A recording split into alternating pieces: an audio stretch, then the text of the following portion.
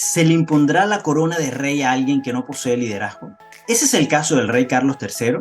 ¿Podrá el rey Carlos III hacer que la monarquía británica sobreviva más allá de él y su reinado? ¿Cuáles son los desafíos que enfrenta desde el punto de vista del liderazgo lo que tiene que hacer el nuevo rey? ¿Podrá recuperarse de la gran sombra que dejó su madre? Esos son los temas que quiero tocar hoy y que quiero que juntos lo miremos. Si aún no me conoces, mi nombre es Amancio Ojeda Saavedra y mi misión de vida es transformar el ser para liderar. Quiero invitarte a que seas parte de esta comunidad.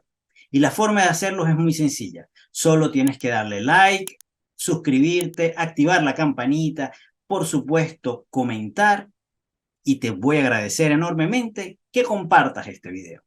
Gracias por estar aquí en Así lo descubrí y aprendí.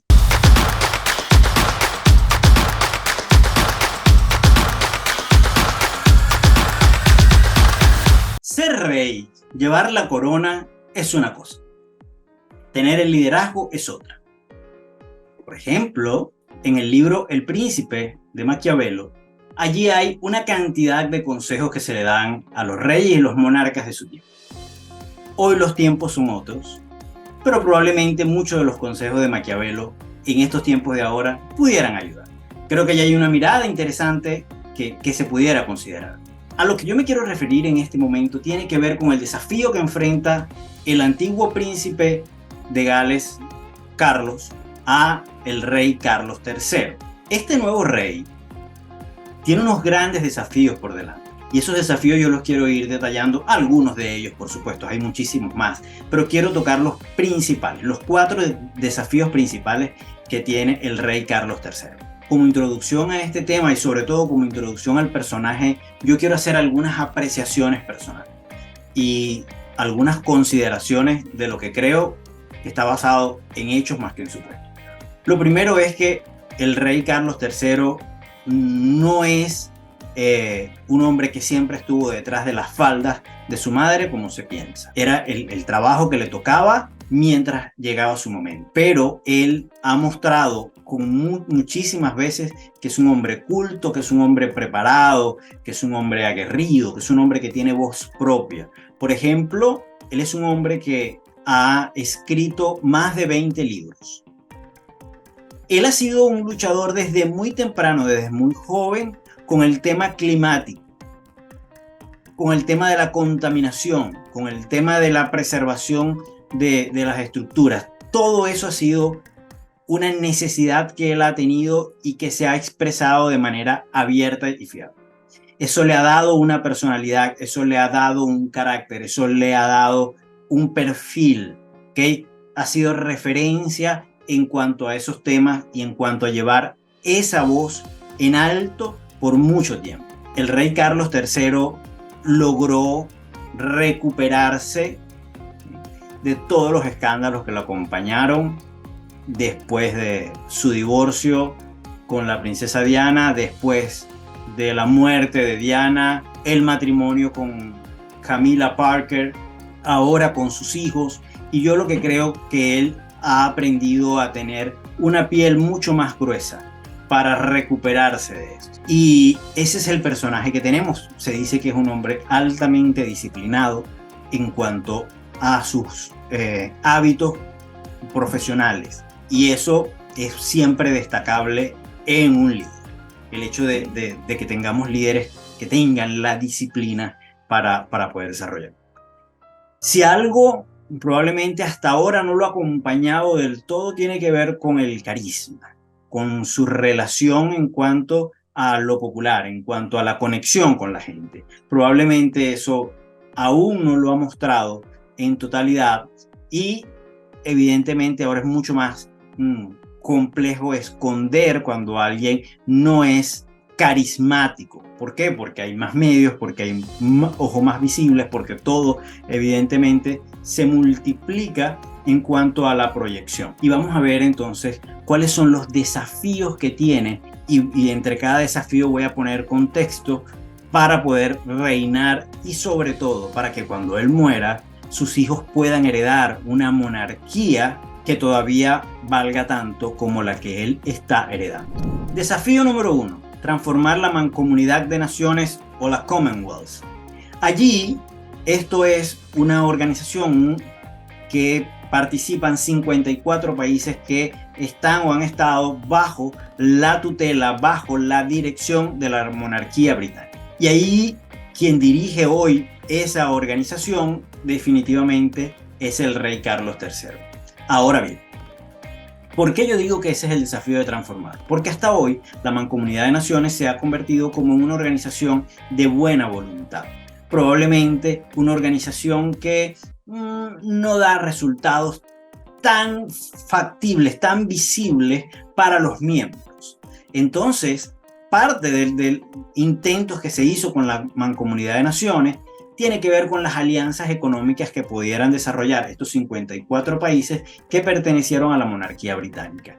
Y muchas de esas cosas no han ocurrido.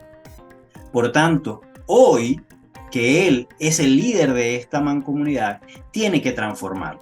Ya él ha dado visos y ha dado orientaciones de por dónde va la cosa, y probablemente tomó un tema que es muy relevante, que tiene que ver con salvar al planeta, con todo el concepto de el cambio climático, sobre la defensa de los derechos humanos y civiles.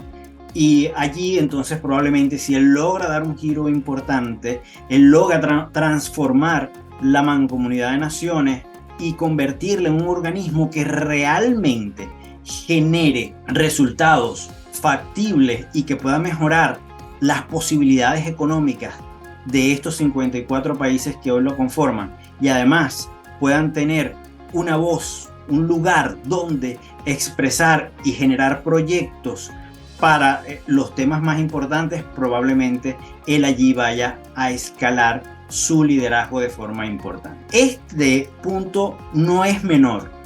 ¿Y por qué no es menor?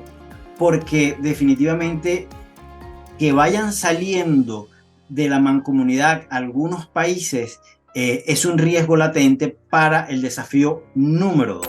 ¡Hey! Llegó el momento de suscribirse al canal, activar la campanita y darle like. No dejes de hacerlo, que es gratuito. Dale pues, dale, suscríbete. El desafío número 2 probablemente es el más importante de todos, o por lo menos el que va a ser más relevante, el más visible de todos. Y tiene que ver con lo siguiente. La monarquía británica dirige como eje principal, como la figura política principal, a 14 países. De estos 14 países, muchos están intentando hacer plebiscitos, hacer referéndum en sus países, en sus territorios, para salirse de la monarquía. Los 4 más importantes son Australia, Nueva Zelanda, Escocia y en América, Canadá. ¿Cuál es el gran peligro que tiene la salida de estos? Que si se sale uno de estos grandes, haya un efecto dominó y comiencen todas las iniciativas que están activando los plebiscitos, las elecciones, para salirse de la mancomunidad, a tomar cada vez más fuerza, más poder, porque alguno de estos grandes dio el ejemplo. Entonces el desafío que tiene el rey en este momento es, sin duda alguna, hacer todo el trabajo político para poder evitar que esta salida se dé.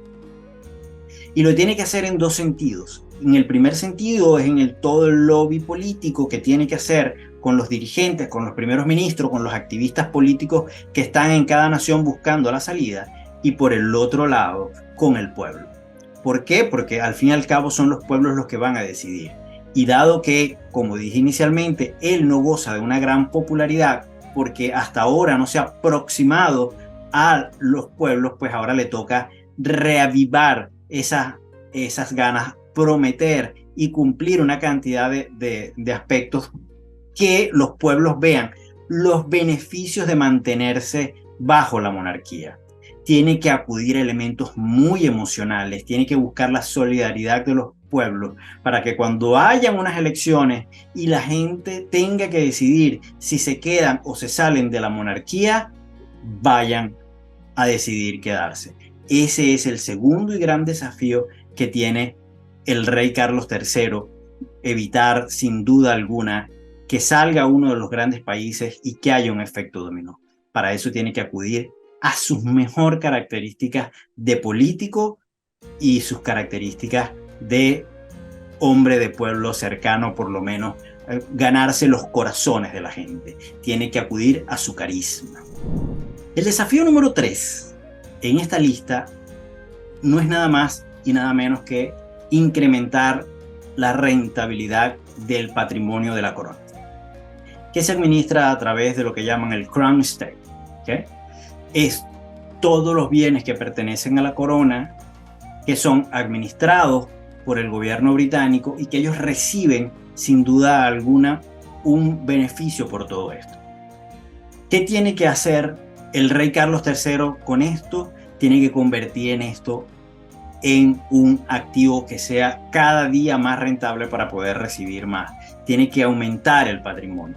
Tengo que decir que él de alguna u otra manera tiene una visión empresarial mucho más clara, mucho más amplia que la reina, o por lo menos así se ha dejado ver.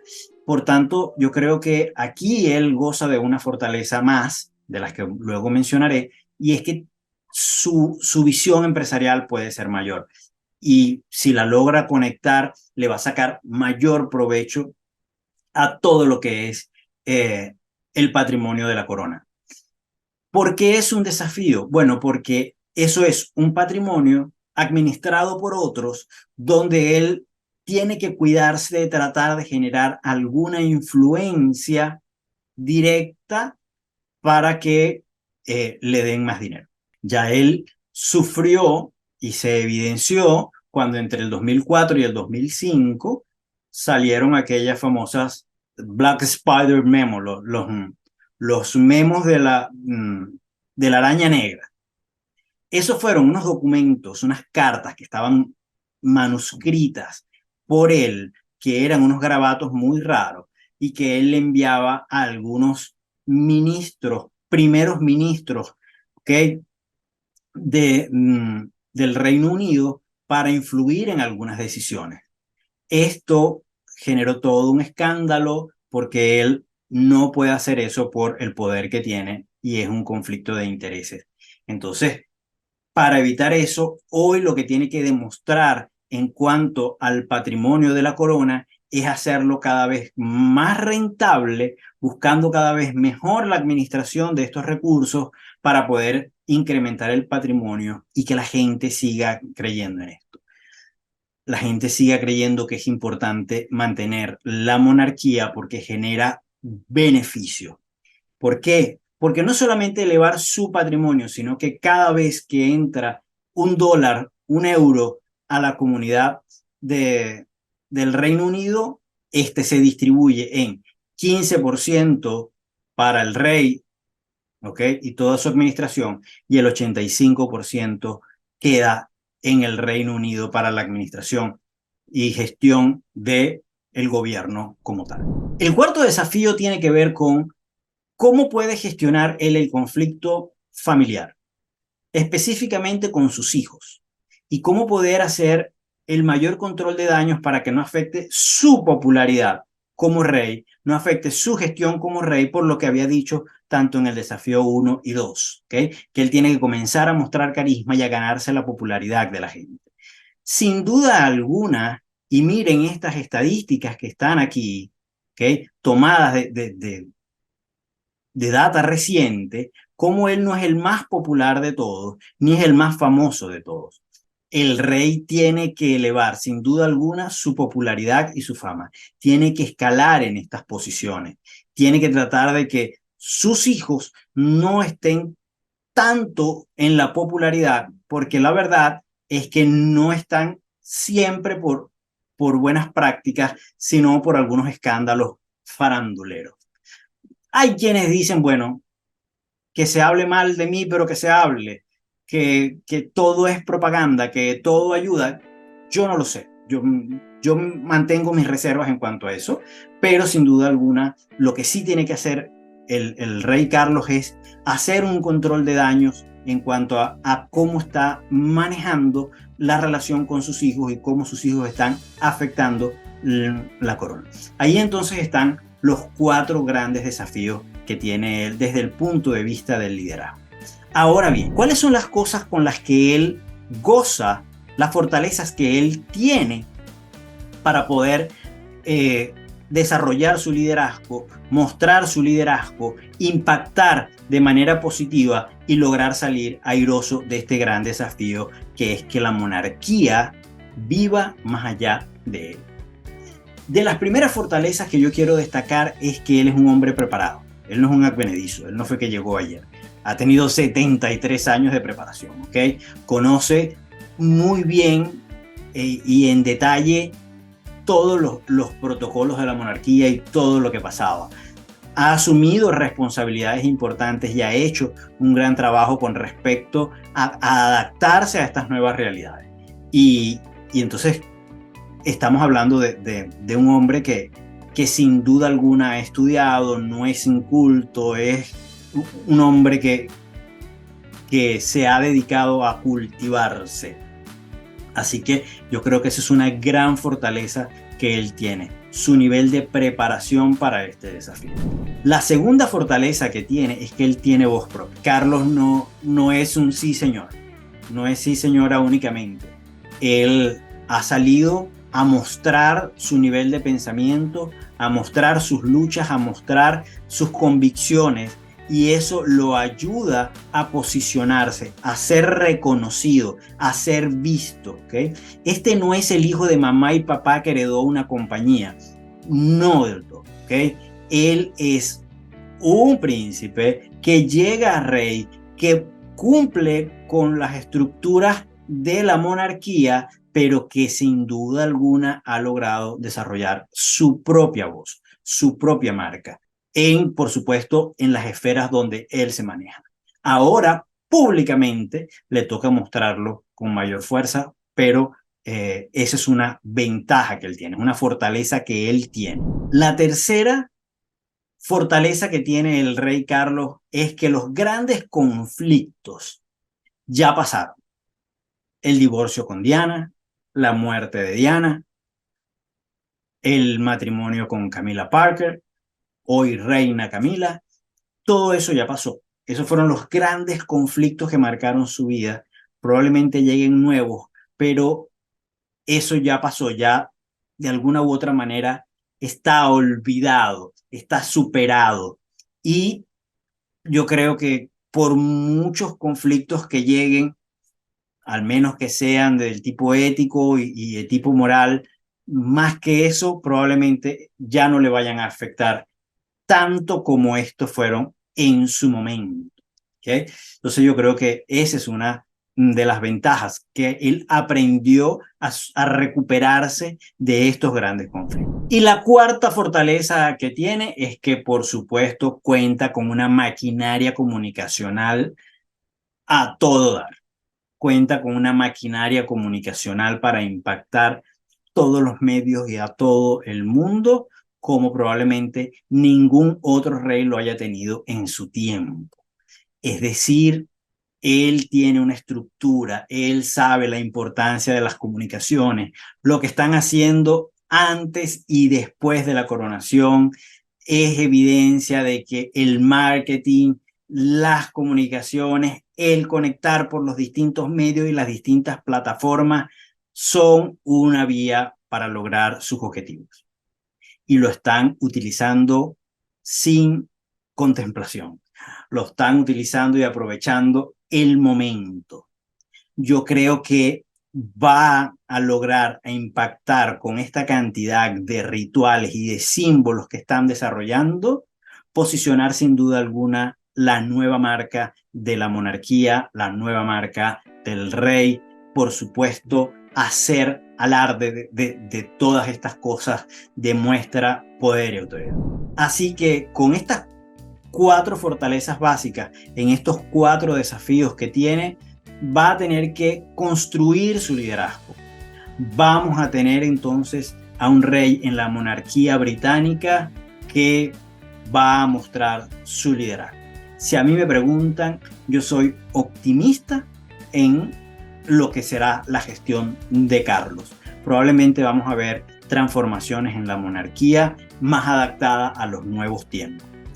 Y lo que estoy seguro es que lo que sí vamos a poder hacer es aprender de las lecciones de liderazgo que nos deje la gestión del príncipe Carlos, hoy convertido en rey, y esa transición. Yo en lo particular voy a estar muy pendiente de este tema, sobre todo viéndolo desde el punto de vista del liderazgo y menos desde la farándula. Ahora, coméntame cuál es tu opinión y cuál es tu visión sobre el rey Carlos III.